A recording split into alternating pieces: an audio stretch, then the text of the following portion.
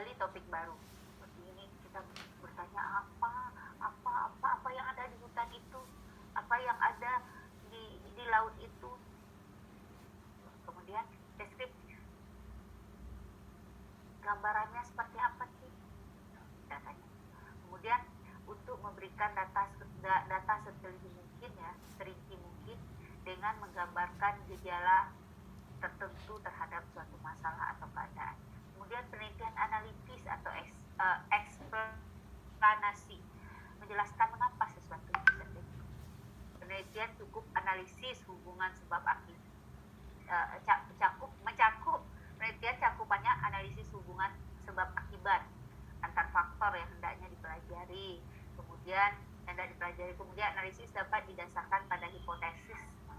Jadi ini sudah ada hipotesisnya. Ini berdasarkan tujuan. Kemudian jenis penelitian lagi berdasarkan manfaat, ada penelitian dasar dan penelitian terapan. Kalau penelitian dasar yang diperoleh adalah teori, kemudian penelitian terapan yang diperoleh adalah teknologi atau produk atau yang bisa diaplikasikan. Nah, ini mau penelitiannya yang mana? Penelitian dasar kah? Nah, kalau belajar misalnya bagian dari penelitian disertasi saya dulu, biologi bunga tanaman jarak pagar itu buat apa sih gitu. Saya masih ingat Kak Walid kenal ya? Nah, Kak Walid itu penelitiannya adalah biologi bunga tanaman jarak pagar generasi F1 persilangan A dan B. Ya. Saya tuh masih ingat ada orang yang mengatakan, "Buat apa sih penelitian kayak begitu? Kamu kan pintar Walid, ngapain penelitian begitu?" Nah, itu adalah ilmu. Ternyata saat penelitian itu saya presentasikan, tapi penelitian yang seperti penelitian Walid ya, bukan penelitian Walid, yang saya menganalisis ketuanya, saya presentasikan di IPB. Waktu itu seminar hasil saya itu yang saya presentasikan kan lebih kurang ada 5 topik yang saya teliti, salah satunya itu yang saya presentasikan. Apa kata orang IPB, ini adalah penelitian yang dasar sekali tapi sangat penting. Oh, alhamdulillah masih ada yang menghargai penelitian saya gitu. Ternyata di luar negeri itu penelitian seperti itu dicari. Akibatnya adalah sekarang banyak ternyata mensitasi artikel saya itu. Saya pikir benar-benar nggak ada gunanya saat dikatakan apa sih, buat apa sih? Itu hanya meneliti anatomi, fenologi bunga. Jadi kalau kalian ingin nih, apa sih penelitian Bu? Ya udahlah, carilah bunga yang bermasalah nih. Misalnya dia tidak bisa menghasilkan buah tapi bunganya banyak, misalnya seperti itu ya. Apa ya masalahnya? Pelajari fenologinya.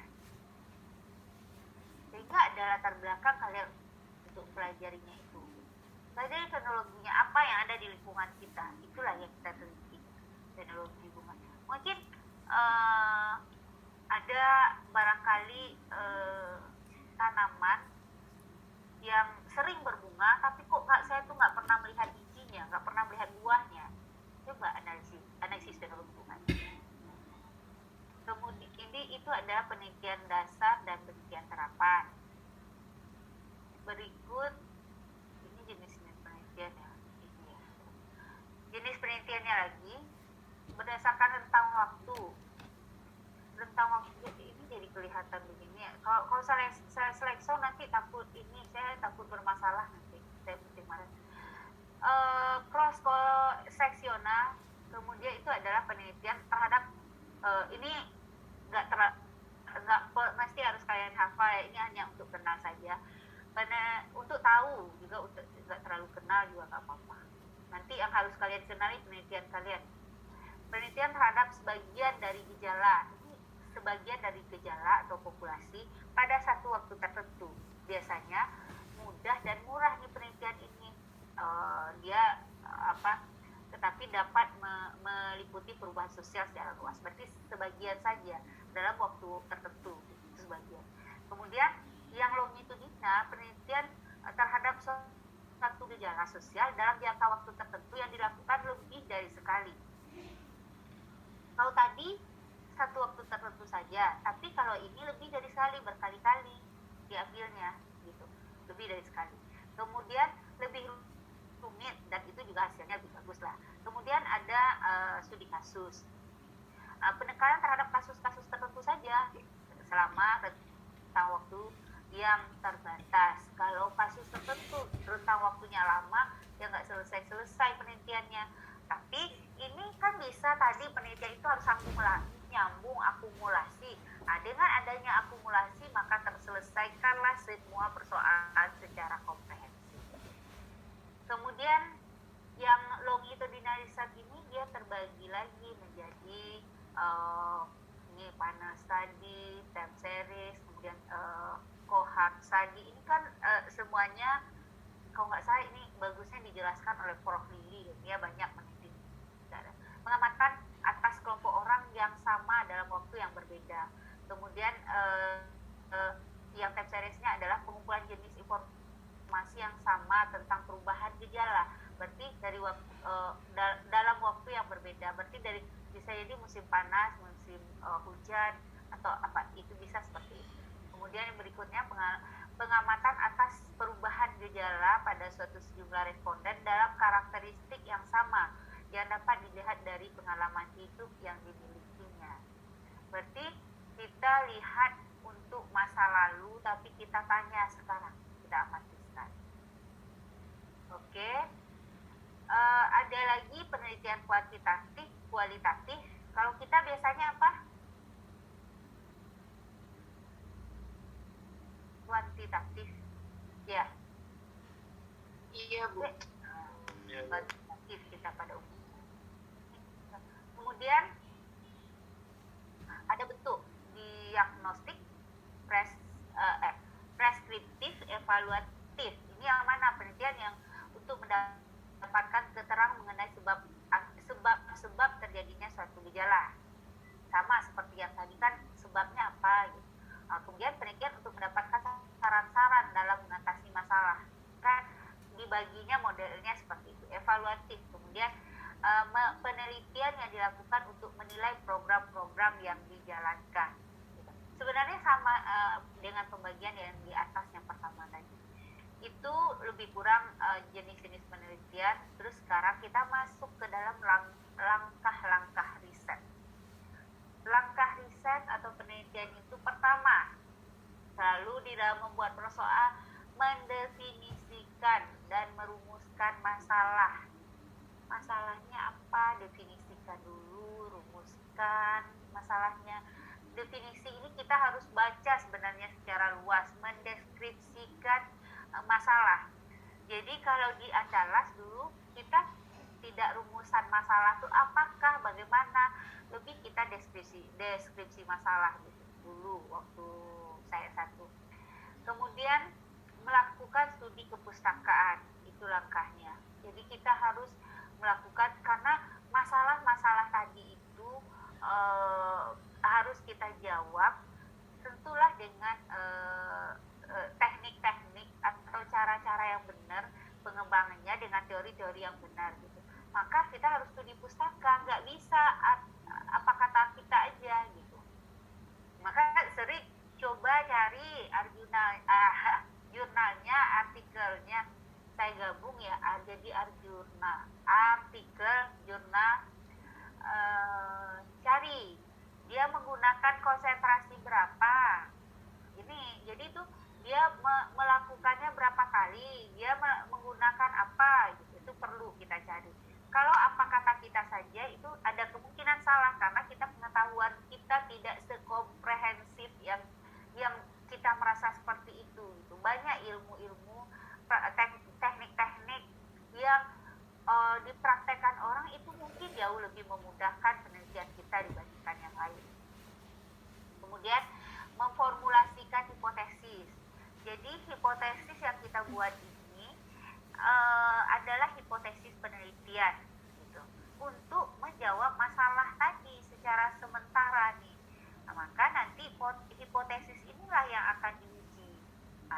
Menentukan untuk mengujinya kita harus mendesain penelitian, menentukan modelnya gitu. Kenapa harus ada rancangan penelitian nih? Udah sini kekeh banget sih nih nanyain rancangan penelitian, itu perlu, sangat penting sekali. Jadi nggak bisa tidak gitu. Masa suatu penelitian kita akan katakan hasil kita itu benar tanpa kita ulang? Kenapa harus ada standar error gitu ya? Karena memang manusia itu letaknya salah. Ya bukan, letaknya lupa. Makanya itu harus diulang. Kalau tidak diulang, itu sempurna banget ya orangnya. Kalau nggak diulang sama sekali, coba saya kalau saya juga nggak terlalu paham ya. Ada beberapa kali saya tuh bekerja sama penelitian dengan bidang keilmuan lain lah. Kok mereka tidak memperhatikan rancang penelitian? Coba kalian seminar dengan anak kimia, dengan anak fisika, itu tuh rancang penelitiannya mana yang ada di rancangan alatnya gitu. Oke, dia membuat suatu alat apa, tapi kan tetap saja suatu penelitian itu harus dirancang gitu kan. Nggak desain alat saja yang diutamakan, tapi dirancang penelitiannya itu. Kemudian dikumpulkan datanya.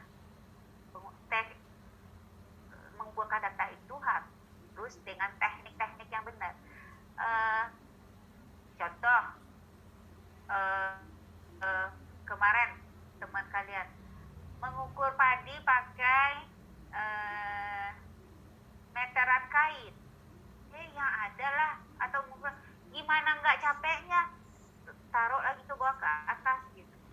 Nah, kalau kita pakai meteran yang tegak lurus, yang nggak berbelok-belok, kita taruh langsung itu. Jadi itu teknik-teknik pengumpulan data, cara-cara kerjanya itu tuh perlu dipelajari. Kemudian pengumpulan data yang di sini sebenarnya lebih kepada keilmuan ya, bagaimana samplingnya, bagaimana menentukan populasinya, bagaimana menentukan sampelnya, bagaimana berapa koresponden autornya, berapa respon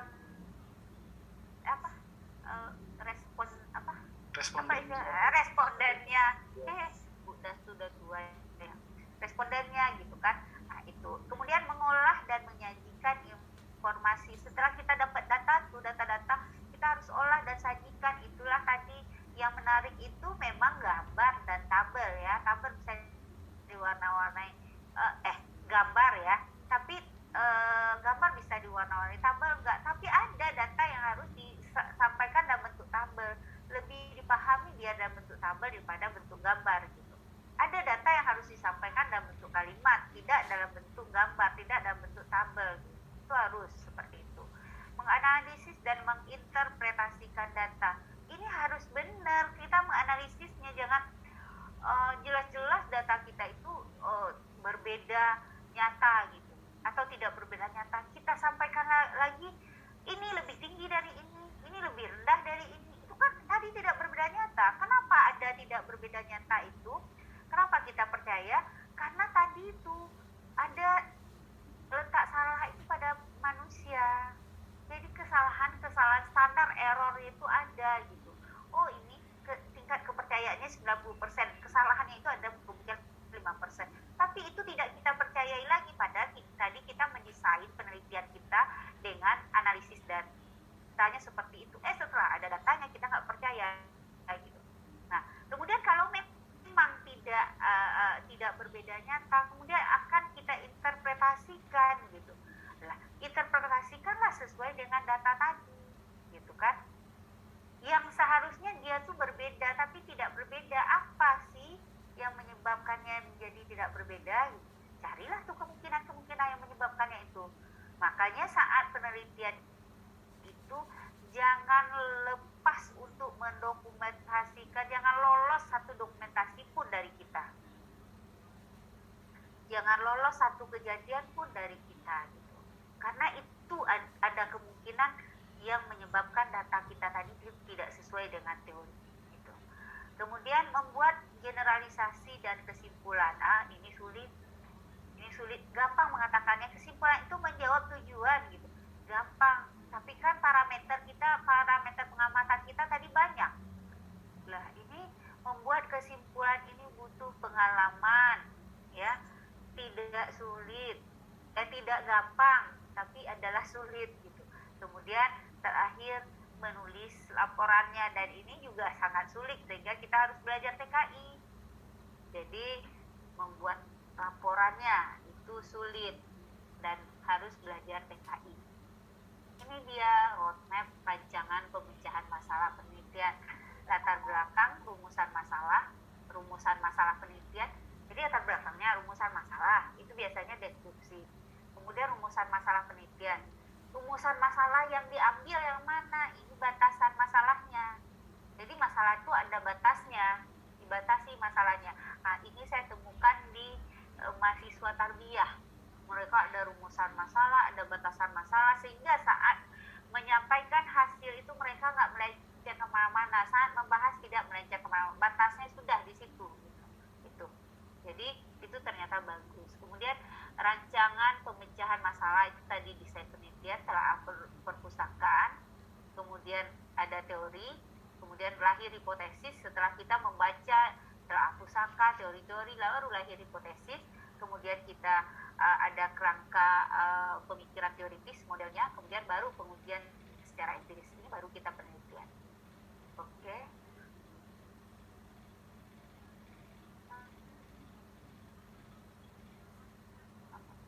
Kerangka penyusunan laporannya, setelah kita penelitian, kita harus membuat laporan. Pertama, harus ada pendahuluan. Ini skripsi, ya. Laporan penelitian, bukan artikel ya. Kita laporan penelitian. Laporan penelitian ada pendahuluan.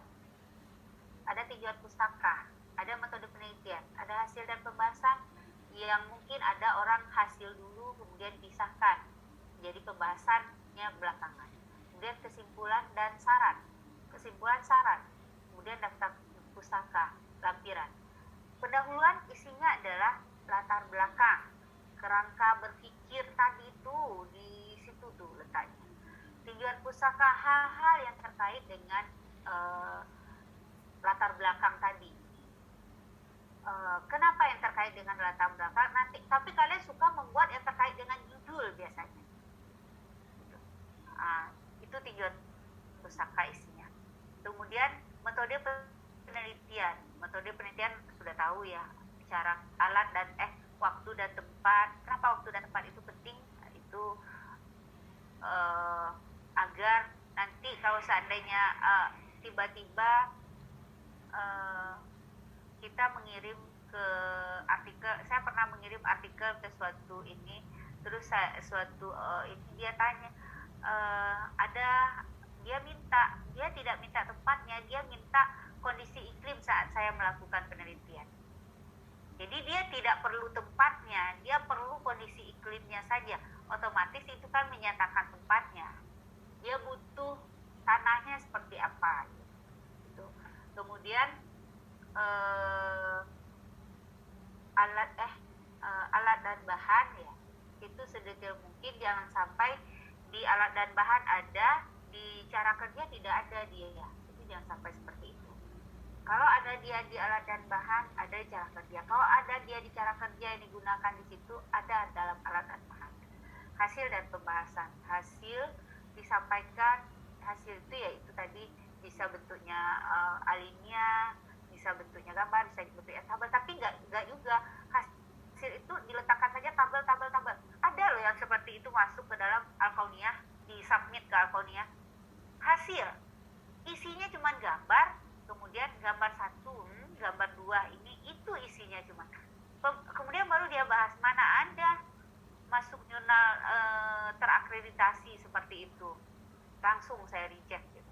Kemudian dibahas, cara membahas nanti ada hasil dan pembahasan, ada materinya sendiri ya.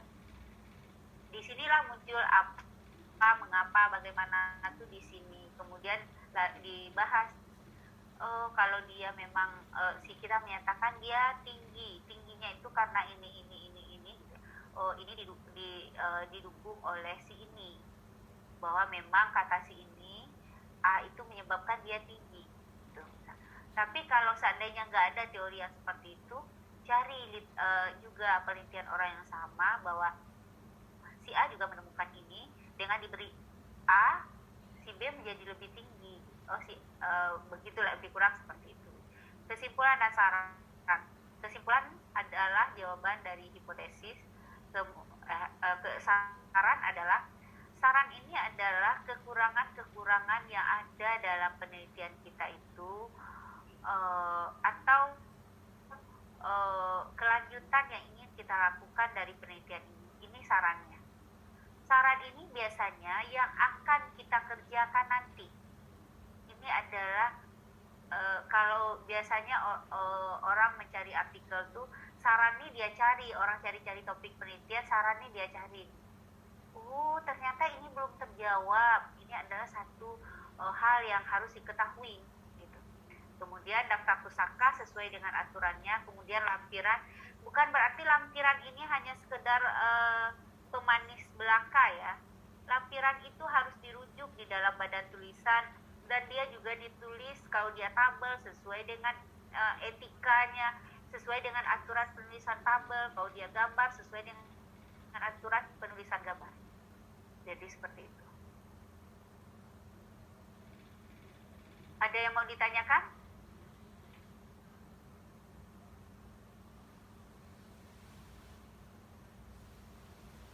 Nggak ada. Ini adalah anatomi karya ilmiah penelitian. Anatominya judul. Ini anatominya judul, penulis. Mohon maaf, di sini di dalam laporan penelitian, maaf, saya balik sini. Mungkin kalian bertanya, mana sih Bu daftar isi, daftar pustaka, daftar lampiran? Itu adalah pembukanya karya laporan. Itu penting ya, penting karena itu akan mengantarkan kepada orang untuk membaca ini. Kata pengantar, apa sih bedanya kata pengantar dengan satu lagi apa?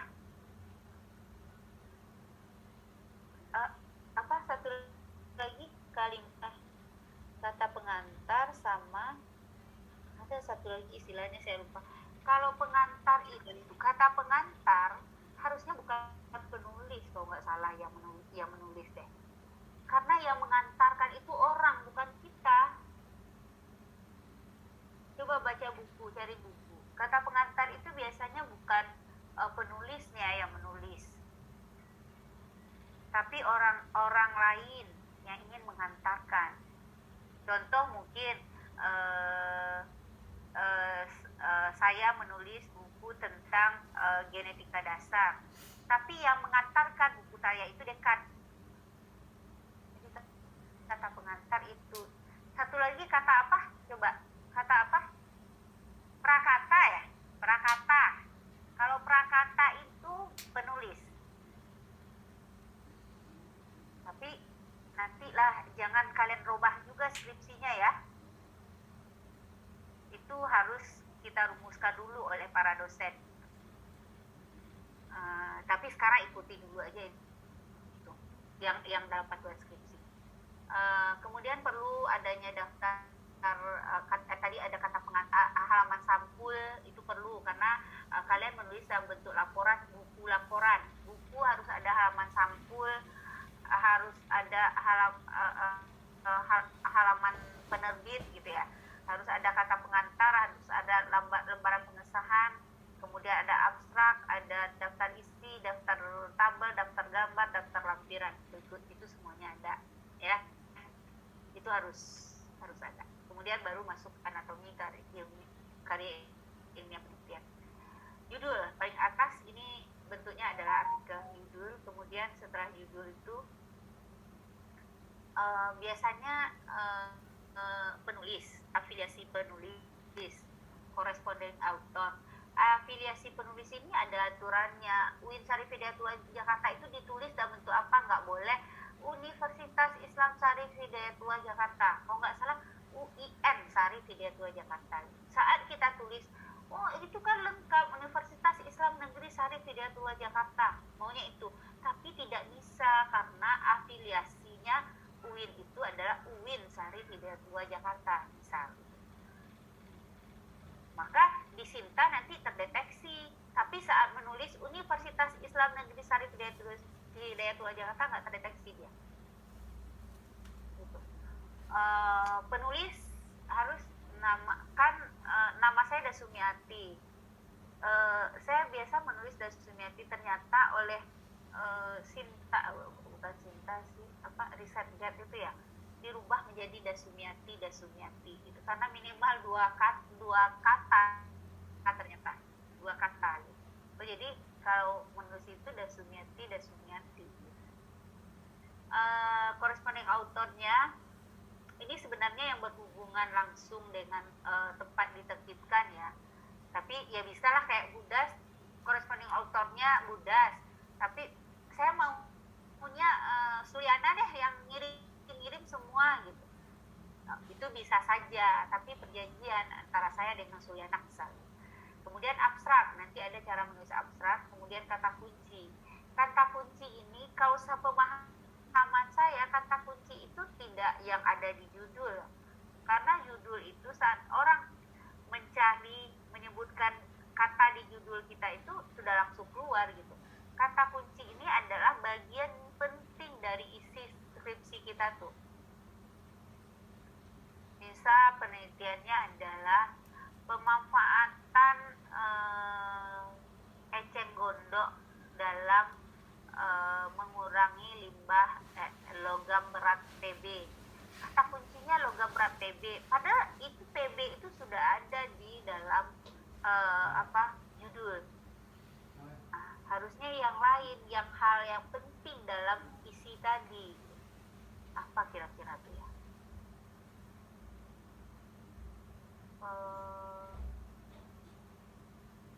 Saya lupa juga pokoknya hal yang penting.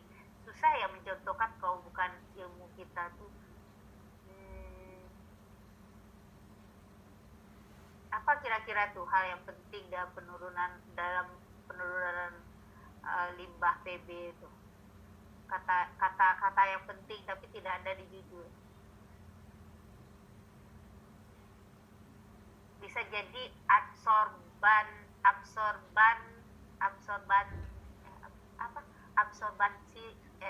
ya, atau fitoremediasi atau apa gitu, padahal itu tidak ada di judul gitu Bu. Tadi siapa yang mau ngomong? Ya Bu. Iya, seperti itu enggak? Itu penting nggak kira-kira dalam judul yang saya sebutkan tadi?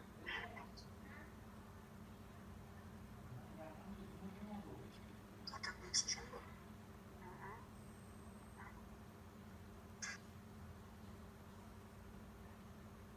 Kalian ada kuliah lagi ya setelah ini? Oke. Ini lebih kurang bahan dan metode bahan dan metode dalam pembahasan simpulan ucapan terima kasih. Ini penting, sangat penting sekali, karena kita tidak bisa melahirkan suatu karya ilmiah tanpa bantuan orang lain. Itu perlu ucapan terima kasih. Tapi tidak ucapan terima kasih juga ke seseorang di sini ya. Ucapan terima kasihnya itu adalah ke instansi. Kalau mau mengucapkan terima kasih ke orang, itu benar-benar orang yang berperan di dalam penelitian. Tidak dia ibu saya, pacar saya memotivasi, bukan itu. Kemudian referensi sesuai aturan. Itu saja. Ada yang ditanyakan? Atau